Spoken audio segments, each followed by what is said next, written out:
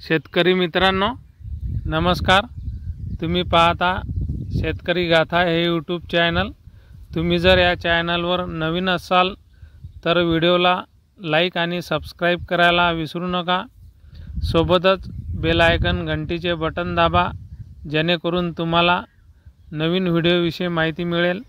मित्रांनो, आपण जर तूर या पिकाची लागवड केलेली असेल तर आपल्या तूर पिकावरती पहिली फवारणी कोणती घ्यावी, आपल्या तूर पिकावरती सुरुवातीला पान गुंडाळणी अळी नियंत्रणासाठी आपल्याला ही पहिली फवारणी घ्यायची आहे।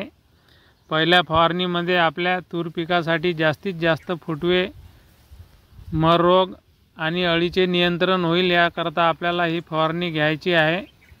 तर आपण पहिल्या फवारणीमध्ये अळीच्या नियंत्रणाकरता इमामॅक्टिन बेंजाइट प्रोक्लॅम हे आपल्याला 15 लिटरच्या पंपासाठी 12 ते 15 ग्राम याचा वापर करायचा आहे।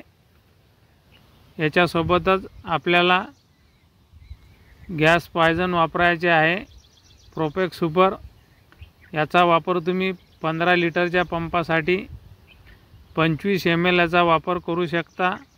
याच्यासोबत मित्रांनो, आपल्या तूर पिकासाठी जास्तीत जास्त फुटव्यांची संख्या वाढीसाठी आपल्याला एक PGR टॉनिक वापरायचे आहे। ते PGR टॉनिक बायोविटा एक्स हे टॉनिक आपल्याला 15 लिटरच्या पंपासाठी 40 ml याचा वापर करायचा आहे। याच्या वापरामुळे तुमच्या तूर पिकाला जास्तीत जास्त फुटव्यांची संख्या वाढ होईल। हे समुद्री शैवालापासून बनलेला आहे। याच्यामध्ये 60 प्रकारचे 60 घटक तत्व आहे। याच्यासोबत मित्रांनो, पाऊस चालू असेल किंवा ढगाळ वातावरण असेल तर आपल्याला एक बुरशीनाशक वापरायचे आहे। ते साप हे बुरशीनाशक 15 लिटरच्या पंपासाठी तुम्ही 30 ग्राम याचा वापर करू शकता। मित्रांनो, याच्यासोबतच आपल्याला एक विद्राव्य खत वापरायचे आहे। हे विद्राव्य खतामुळे तुमच्या तूर पिकाला जास्तीत जास्त फुटव्यांची संख्या वाढू शकते। याच्याकरता आपल्याला हे एक विद्राव्य खत वापरायचे आहे आणि तुमच्या तूर पिकाची चांगली वाढ होईल।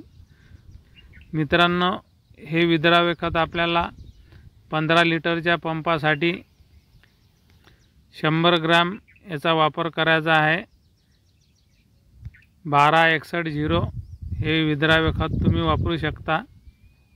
या फवारणीमुळे तुमच्या तूर पिकावरच्या अळीचे चांगले नियंत्रण होईल आणि तुमच्या तूर पिकाची चांगली वाढ आणि जास्तीत जास्त फुटवे येतील। मित्रांनो, हा व्हिडिओ जर तुम्हाला आवडला असेल तर व्हिडिओला लाईक आणि सबस्क्राइब करायला विसरू नका।